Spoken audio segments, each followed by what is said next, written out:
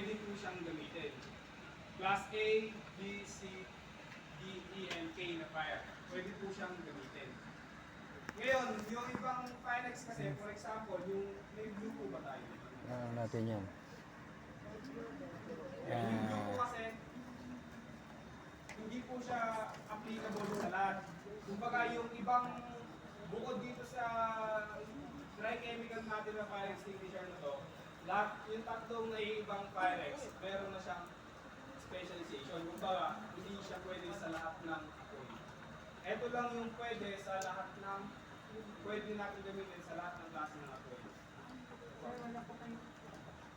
Kasi yung blue, hindi natin siya pwede gamitin sa kuryente. Kasi po yung blue, yung po tinatawag ng A3 connect natin, yung use foam film form.